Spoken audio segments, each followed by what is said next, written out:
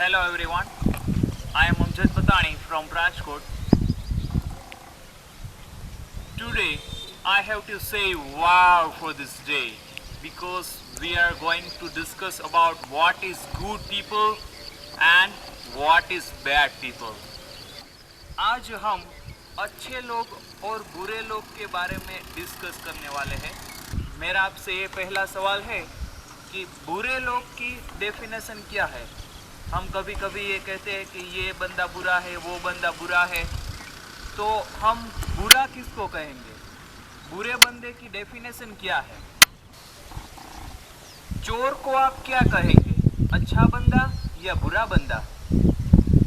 हाँ, ज़्यादातर लोग चोर को बुरा बंदा ही कहेंगे।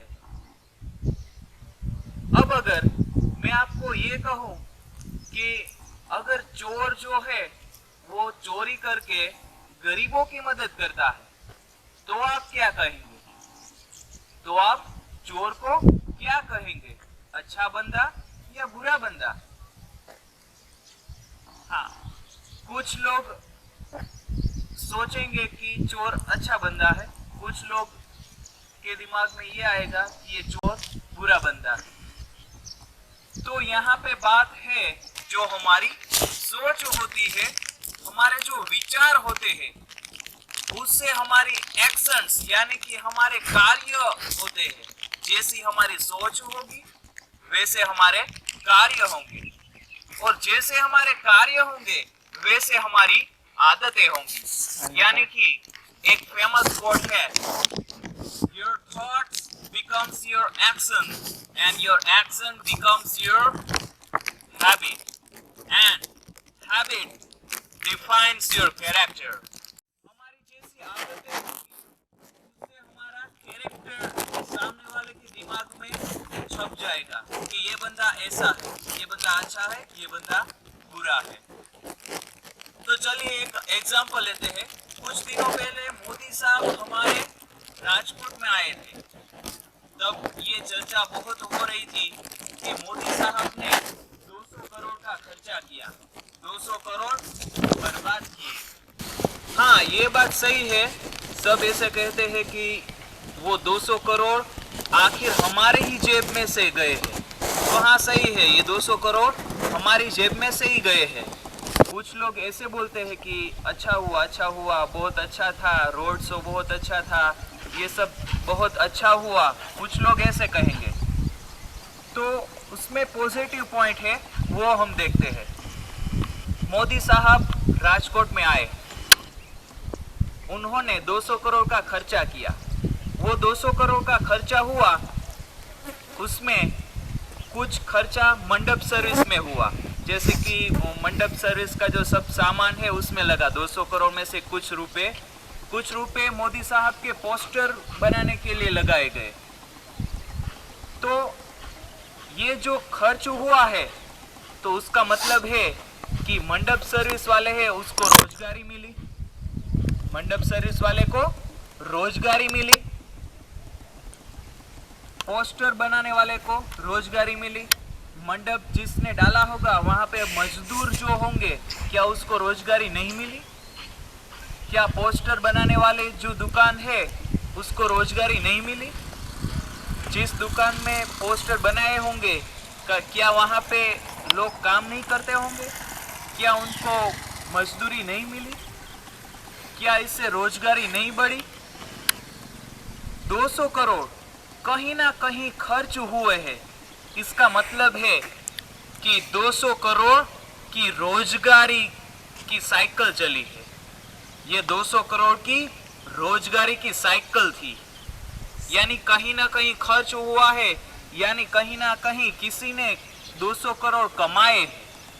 और जहां पे खर्च हुए हैं वो है आम जनता। जो मंडप सर्विस का जिसको कॉन्ट्रैक्ट मिला है, क्या वो उसको गलत बोलेगा? क्या वो कहेगा कि नहीं ये अच्छा नहीं हुआ?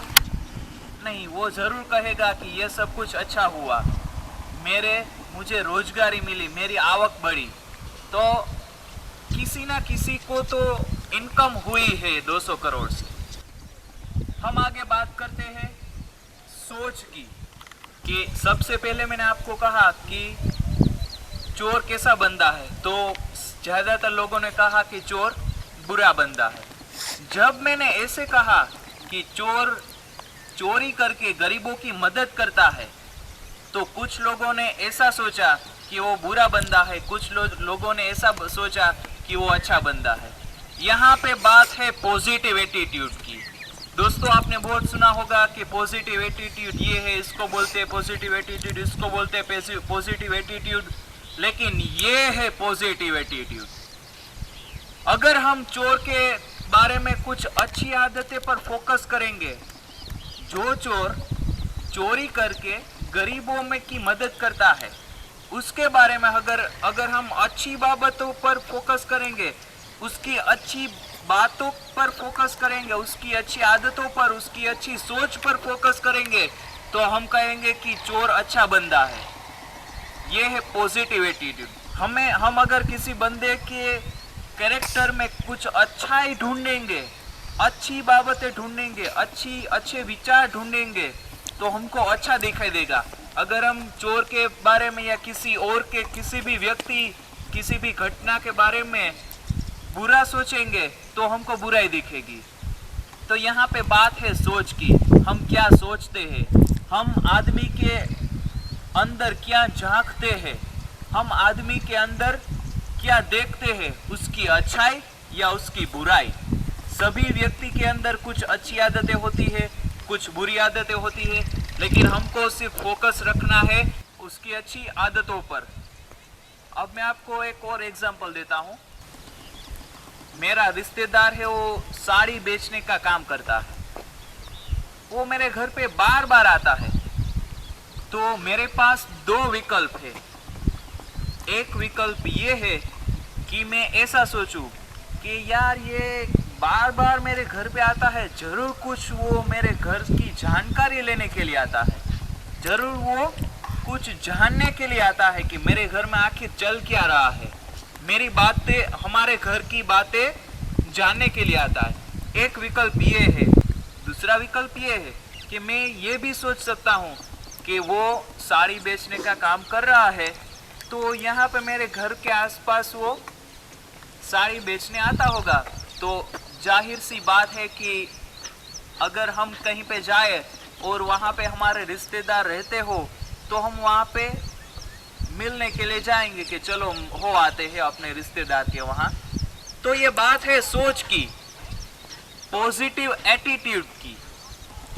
अब हमारा मेन क्वेश्चन अभी भी कंफ्यूजिंग वाला थोड़ा सा है कि बुरे लोग की डेफिनेशन क्या है, हम किसको बुरा बोल सकते हैं, यानी कि लोग जिसको बुरा बोलते हैं तो उसकी डेफिनेशन क्या है, उसकी व्याख्या क्या है, हम किसको बुरा बोलते हैं।